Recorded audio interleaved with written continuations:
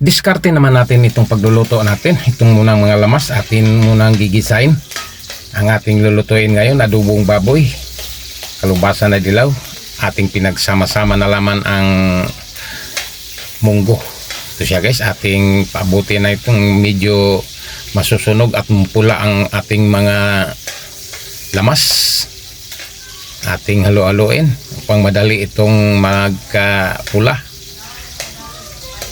at magkaparya ang kanyang kapula sa ating mga lamas. Itong kamatis natin, atin ang ilagay natin, sunod natin sa paggisal ating kamatis.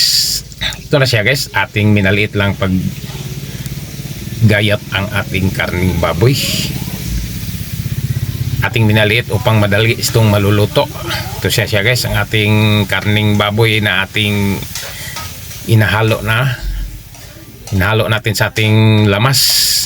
Minarinit na natin ito ng tuyo at saka naman suka ang ating karne. Ating lagyan ng durog na paminta upang mawawala itong lansa ng ating karne. Ating takpan saglit at ating lagyan ng siling mahaba. Ito siya guys, ang ating kalubasa na dilaw, ang ating pangsahog natin ngayon. Atin ang nilunod sa ating kawali ang ating kalubasa na dilaw. Atin munang ihalo. Kailangan na ayusin natin sa paghalo ang ating sahog natin upang magkaparya ang kanyang luto. Ito siya guys, halo-haloin muna natin at atin siyang takpan ulit. Ito siya ang ating munggo. Pinalambot na natin ang munggo natin. Pinagsama-sama na lang natin ito sa pagluluto upang hindi ito masayang.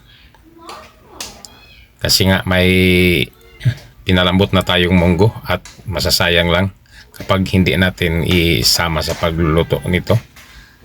Ito na siya guys, ating ihalo natin siya ng maayos na pagkahalo at atin siyang takpan natin ulit. Atin namang lagyan ng ating pangpasarap ang ating niluluto. Importante nga masarap ang ating niluluto. Lagyan pa natin kaunti nating pangpalasa. Ating ihalo ang ating mga pangpasarap upang magkaparya ang ating timpla sa ating pangpasarap. Ihalo natin ng maayos siya.